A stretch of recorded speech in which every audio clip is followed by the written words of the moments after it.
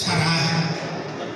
उन्होंने इसके कई मायने भी गिनाए, चाहे वो कोरोना काल के पत्रकारों को सम्मानित का मामला हो, चाहे वो फारबिसगंज में पत्रकारों को सम्मानित करने का मामला हो, चाहे रानीगंज के एक पत्रकार की हत्या का जो पत्रकार साथियों के द्वारा एक अच्छा काम किया गया, एक अच्छा कोष का संग्रह किया गया, चाहे उसका मामला हो, चाहे मेरे कार्यकाल में रजिस्ट्रेशन का मामला हो, कहीं न कहीं लोगों की खूब तारीफ भी की है, लेकिन इसके साथ अच्छी तरह से तलखियां भी है। दरअसल आज कुछ बात मैं कहना चाहूँगा, क्योंकि मैंने तलखियां शब्द का व्यवहार किया है। निश्चित रूप से 1 घंटा पूर्व जो कार्यक्रम था वो हमारा फैमिली प्रोग्राम नहीं था, लेकिन अभी जो कार्यक्रम हो रहा है वो पत्रकारों का फैमिली प्रोग्राम है। और फैमिली प्रोग्राम में अगर बातों को नहीं रखा जाए तो फिर इसकी नींव उसी तरह से कमजोर हो जाएगी और फिर इसके मजबूत होने की कल्पना ही व्यर्थ है। सवाल है कि मैंने बहुत लोगों को लगता होगा कि हाथ में कुछ लिख के लाया है, नहीं, कुछ बातों को मैंने नोट किया है। सब कुछ के बाद एक अध्यक्ष के नाते एक ड्रीम प्रोजेक्ट के बारे में खेद भी है कि एक ड्रीम प्रोजेक्ट हम लोगों के बीच था, जिसके तहत हम लोगों ने 50 लाख से 1 करोड़ रुपए तक का धन संग्रह करने की योजना बनाई थी एक कार्यक्रम के माध्यम से। उसकी पूरी तैयारी हो चुकी थी, प्रखंड स्तर पर बैठक करके सभी साथियों को जिम्मेदारी भी सौंपी गई थी।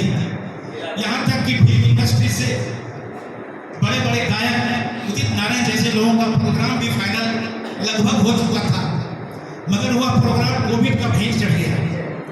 वो हमारे संघ के लिए ड्रीम प्रोजेक्ट था जो आज तक पूरा नहीं हुआ, और इसका दर्द आज भी मुझे है।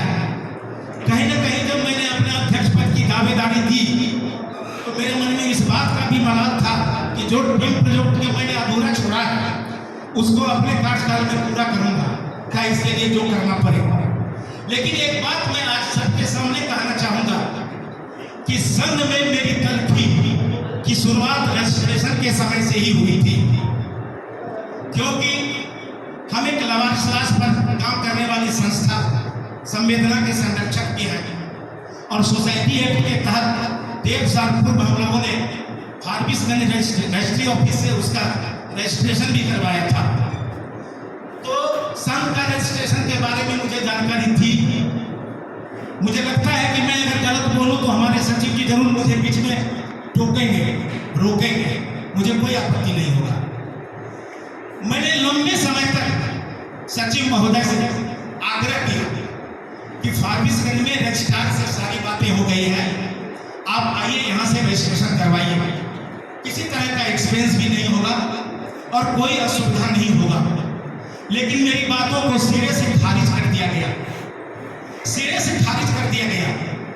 और अचानक एक दिन पूर्व मुझे फोन आया मंटू जी का और सचिव जी का कि आप अपना आधार कार्ड भेजिए और कल आपको हर हाल में 11 बजे तक रजिस्ट्री ऑफिस आना है।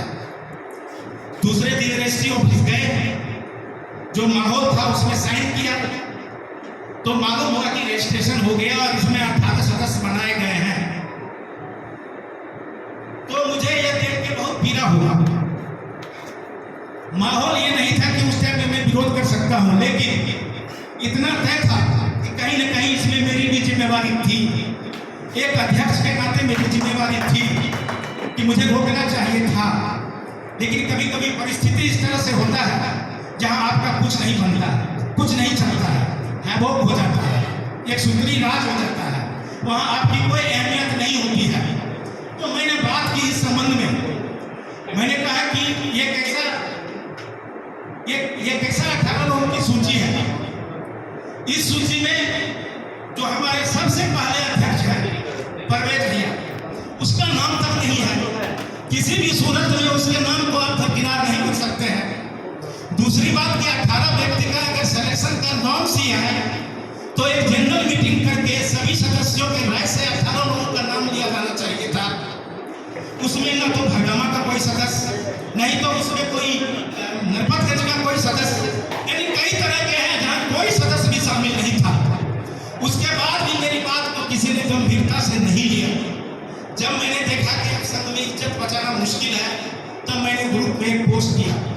मैंने ग्रुप में पोस्ट किया था, सब कोई पढ़ा होगा। पोस्ट किया था कि जिला मुख्यालय के ही किसी आदमी को अध्यक्ष बनाया जाना चाहिए और मुझे अब इस पद पर रहने की इच्छा नहीं है। ये मेरी पीड़ा थी, लेकिन माहौल नहीं था कि दूसरे शब्दों में मैं व्यक्त कर सकता था। लेकिन उसके बाद इसका भी कोई एक्शन नहीं और ये मामला पार्लियामेंट्री चुनाव का भेंट चढ़ गया। इस दौरान बगैर मेरी सूचना बैठकें आयोजित की जाती रही। तब मैं वर्तमान अध्यक्ष था। एक दिन बैठक में हमारे एक साथी ने कहा कि चलना है, अररिया में बैठक है। मैंने कहा कैसे बैठक? बोला ग्रुप में देखिए। ग्रुप में देखे तो भैया 18 लोगों की बैठक थी। मैंने उस पर कमेंट किया, ये मेरे लिए 8वां आश्चर्य कि भाई अध्यक्ष को मालूम नहीं, अध्यक्ष को जानकारी नहीं, उसे कोई सूचना नहीं और आप बैठक आयोजित करते हैं और अध्यक्ष को भी इस ग्रुप के माध्यम से सूचना मिलती है, तो अध्यक्ष की अहमियत को आप समझ सकते हैं। तो मैंने इस पर आपत्ति जताया। अब देखिए इस बीच में कुछ बातें हुई, मुझे आंख में थोड़ी प्रॉब्लम हुई तो मैं इलाज के लिए चेन्नई चला गया। फिर ग्रुप में मैंने पढ़ा कि 28 तारीख को संघ का चुनाव है। देखिए मैं बड़ी गंभीर बात बोल रहा हूँ, छोटी छोटी बात पर ध्यान दीजिएगा। अगर छोटी छोटी बातों पर ध्यान नहीं दीजिएगा तो आप संघ की मजबूती की परिकल्पना नहीं कर सकते हैं। तो मुझे बहुत आश्चर्य लगा कि कम से कम एक फोन से भी मुझसे पूछा जाना चाहिए था। अरे नहीं पूछे तो कम से कम सहमति दिया जाना चाहिए था। लेकिन बगैर मेरी जानकारी 28 को चुनाव का घोषणा कर दिया गया। मैंने वहां से मैसेज करके करवाया कि भाई अभी तो मैं अध्यक्ष हूं, मैंने रिजाइन दिया नहीं है। आपने हमसे रिजाइन लिया नहीं है। अगर अध्यक्ष बहुत बदतमीज है तो कुछ सीनियर साथियों की एक बैठक करके आप अध्यक्ष को अपदस्थ कर सकते हैं, लेकिन बगैर कुछ किए हुए नए अध्यक्ष को आप कैसे घोषित कर सकते हैं? नए अध्यक्ष का कैसे चयन कर सकते हैं जब तक पुराने अध्यक्ष को आप हटा नहीं सकते हैं? तो हमारे अमित जी का एक पोस्ट आया, मुझे लगता है 100 में 90 लोगों का ध्यान उस पोस्ट पर नहीं गया होगा, क्योंकि लोग पोस्ट को उतना गंभीरता से नहीं पढ़ते हैं। मेरे सवाल के बाद अमित जी ने एक पोस्ट किया जिसमें लिखा था कि पहली बार अध्यक्ष परवेज जी बने थे, सचिव मैं बना था।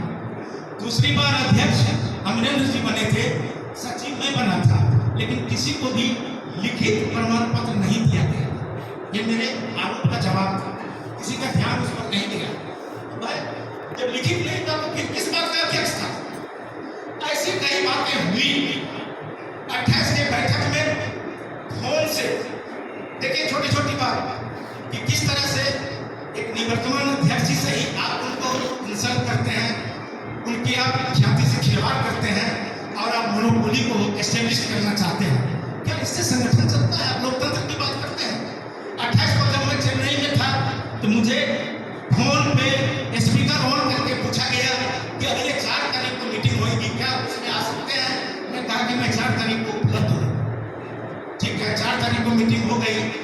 जब मैं आया तो मैंने देखा कि वहाँ 13 सदस्य एक चुनाव संचालन समिति बनाया गया है और उसके नीचे में फिर लिखा गया है जो चुनाव संचालन समिति के सदस्य हैं वो चुनाव नहीं लड़ सकते हैं। मैंने तय किया कि चुनाव नहीं लड़ सकते हैं, तो ये सदस्य है कौन? जब मैंने पता किया तो मालूम हुआ कि अमरेंद्र कुमार का भी नाम है। मैंने फोन किया अमित जी से। मैंने अमित जी से पूछा, मैं झूठ नहीं बोलता हूँ, अगर मैं गलत बोलूंगा तो वो अवश्य करें। मैंने अमित जी से कहा, अमित जी आप पहले टर्म में भी सचिव थे, मेरे टर्म में भी सचिव है और तीसरे टर्म में भी कोई अध्यक्ष बनेगा सचिव आप ही रहिएगा। मुझे कोई कुछ या गलतफहमी नहीं है, लेकिन आप हमको बताइए जिस सदस्य पर इतने बड़े पाबंदी हो कि वो चुनाव नहीं लड़ सकता है, उस कमेटी में मेरा नाम कैसे आपने दिया? आपने मेरी राय क्यों नहीं ली? आपने मेरी सहमति क्यों नहीं दी? बगैर मुझसे पूछे हुए आप कैसे हमारा नाम दे सकते हैं? कोई भी व्यक्ति किसी को भी चुनाव लड़ने का अधिकार से कैसे वंचित कर सकता है? मैंने चुनाव संचालन समिति के सामने भी अपनी आपत्ति दर्ज कराई। कई लोगों ने कहा कि नहीं ये गलत है, इस तरह का नहीं होना चाहिए। ठीक है, अब देखिए अब आप सभी बुद्धिजीवी लोग हैं, यहाँ बड़े बड़े अधिवक्ता कर्मी हैं, सब लोकतंत्र को जानने वाले हैं, लोकतंत्र की सब दुहाई देते हैं। आपने कभी सुना है कि जब एक सरकार का टर्म पूरा हो जाता है तो दूसरे टर्म तक के लिए अध्यक्ष या पीएम निष्कासित हो जाते हैं, सचिव केयर हो जाते हैं, केयर टेकर हो जाते हैं, तो प्रधानमंत्री और उसका कैबिनेट केयर टेकर रहता है। इन लोगों ने अध्यक्ष को सिरे से खारिज करके ग्रुप से एडमिन के लिस्ट से हटा दिया, ये सब मोनोपोली है, और केयर टेकर सचिव जी बन गए। ये लोकतंत्र तो हमने कभी सुना नहीं है, सीखा नहीं है। तो सुने हैं कि मोदी जी की सरकार का टर्म पूरा हो गया तो दूसरे सरकार गठन कर मोदी जी केयर टेकर प्रधानमंत्री, ये नीति को शिक्षा मंत्री केयर टेकर बन गए या कोई वित्त मंत्री केयर टेकर बन गए, किसी ने नहीं सुना। मुझे इसे हटा दिया गया, मैंने मेरा एडमिन मुझे वहां से हटा दिया गया, और कुछ लोग गलत तरीके से एडमिन बन के ग्रुप में लोगों को जोड़ते रहे, लोगों को रिमूव करके रहे। एक बार तो मैंने कुछ आवाज उठाया तो मुझे ही रिमूव कर दिया गया, लेकिन 5 मिनट के बाद पुनः ऐड किया गया, तो यह मैं समझ सकता हूं कि ये रिमूव गलती से हुआ, कोई गलत मंशा नहीं रहा होगा, मैं इतना समझ सकता हूं। अब देखिए, इस बीच में एक बुद्धिजीवी के द्वारा, मैं नाम नहीं लूंगा, उन्होंने ग्रुप में पोस्ट किया कि 2016 में जब संघ बनी थी तो यह बात क्लियर हो गया था कि कोई भी अध्यक्ष एक बार ही अध्यक्ष बन सकता है, दूसरी बार वो अध्यक्ष नहीं बन सकता है। मैंने जवाब में कोई पोस्ट करना उचित नहीं समझा, मुझे लगा कि आधा घंटा के लिए मैं जाके घर बंद करके रो लूं, पोस्ट करने से थोड़ा सा गलतियां बढ़ेगी, लोगों को लगा कि मेरा सम्मान नहीं हो रहा है। वो भाई साहब भूल गए कि ये चुनाव 2016 का पद्धति नहीं है।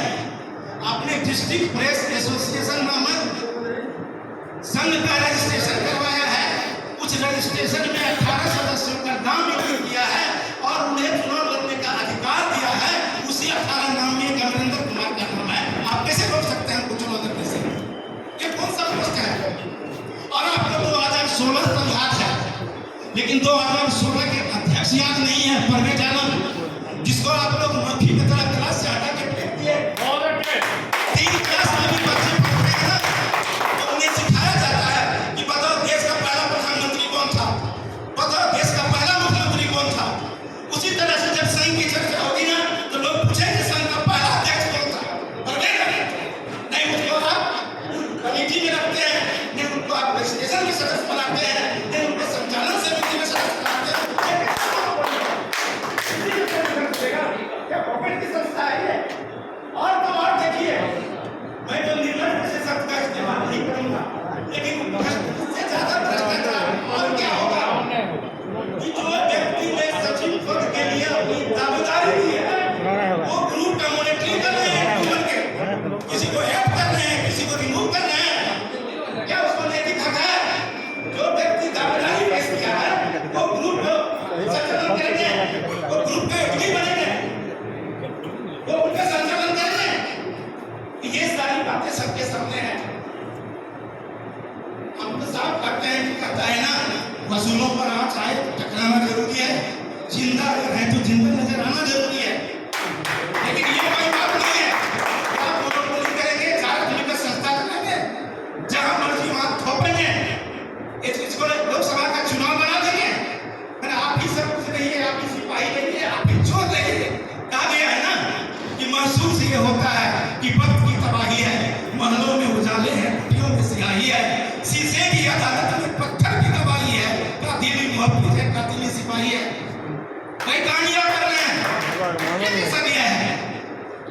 तो मैं साफ कहना चाहता हूँ, ठीक है, आपने मुझे धिक्कारा है तो मैं चुनाव में आऊंगा और मैं कहता हूँ तो आप टेस्ट करा लीजिए ना, जो अध्यक्ष है आप उनको प्लेटफॉर्म पर लाइए, उनसे बहस करवाइए कि वो कमेटी के लिए क्या कर सकता है। मैं दावा के साथ कह सकता हूँ कि अमरिंदर जब तक अध्यक्ष है, मैंने ऐसा कोई काम नहीं किया है जिसके चलते संघ को डिमोलाइज होना पड़े, जिसके लिए संघ को अपमानित होना पड़े। अगर कोई कह दे कि अमरिंदर किसी नेता के गाड़ी पर देखे गए हैं तो मैं पत्रकारिता छोड़ देता हूँ, मेरे की